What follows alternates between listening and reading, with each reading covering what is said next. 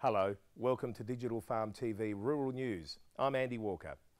Key players in the Australian agricultural and education sectors have come together to address critical issues around education, training, skills and labour in a bid to encourage more students to take up agricultural careers.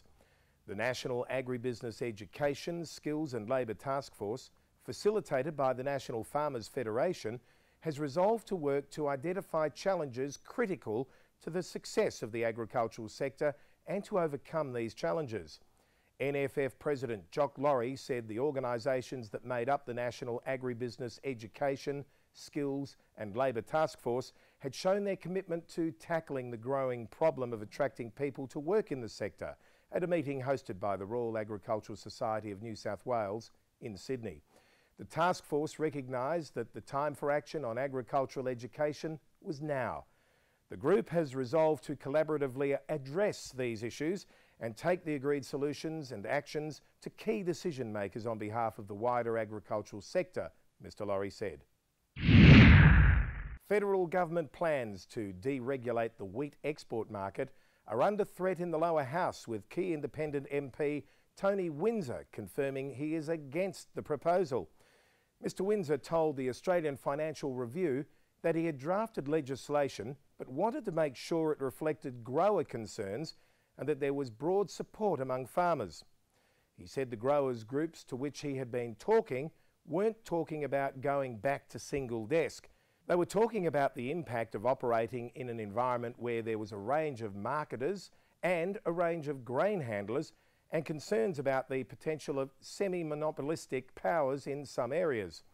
The legislation appeared to gain traction last week, with Western Australian Nationals MP Tony Crook announcing plans to cross the floor to support the government's proposal.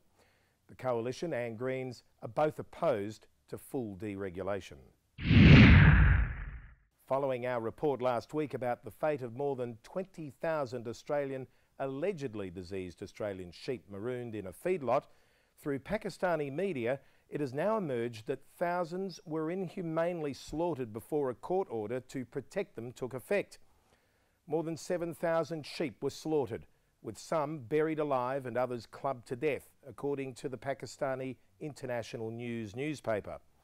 The sheep were sent to Pakistan after being rejected by Bahrain amid claims they were diseased. The International News has reported that 7,667 sheep out of the total shipment of 20,468 were culled in a mass execution on the order of local authorities. The newspaper said video footage of the slaughter showed the sheep lying in trenches. Some had their throats slit, others were clubbed to death. Some animals were seen still wriggling, soon to be buried alive. Wellard Rural Exports, the company that exported the sheep to Pakistan, said its stockmen were forced to leave its export partner's accredited abattoir by local police, and local livestock department officials then undertook a cull. Skyrocketing agricultural commodity prices are causing the world to re-enter a period of agflation, with food prices forecast to reach record highs in 2013 and to continue to rise well into the third quarter of 2013. Unlike the staple grain shortage of 2008, this year's scarcity will affect feed-intensive crops, with serious repercussions for the animal protein and dairy industries, according to Rabobank. Global Head of Agri-Commodity Markets Research, Lou Chandler, said the impact on the poorest consumers should be reduced as purchasers were able to switch consumption from animal protein back to staple grains with rice and wheat. These commodities were currently 30% cheaper than their 2008 peaks. Price rises were likely to stall the long-term trend towards higher protein diets in Asia, the Middle East and North Africa. Farmers and firefighters will be scanning the horizon for smoke this summer, which promises to be a high-risk season up and down the eastern seaboard. New South Wales Department of Primary Industries Director of Emergencies, Barry Kay, said farmers should be on alert and know what they are going to do to protect livestock and infrastructure this season. Off the back of a string of remarkable seasons and above average rainfall, the whole of rural New South Wales was at risk, with fuel loads not seen since the early 1970s, he said. In a comparable season, the 1970s fires devastated inland New South Wales and destroyed some 60,000 animals, hundreds of thousands of kilometres of fencing and crops and pasture. New South Wales Rural Fire Service Commissioner Shane Fitzsimons said that while the New South Wales RFS had worked hard to complete as many hazard reductions as possible, the risk of bush and grass fires remained very real. Finally this week, British pig farmers are being forced out of the market or to cull livestock as the price of producing pork continues to rise, due in part to a ban on the use of sow stalls.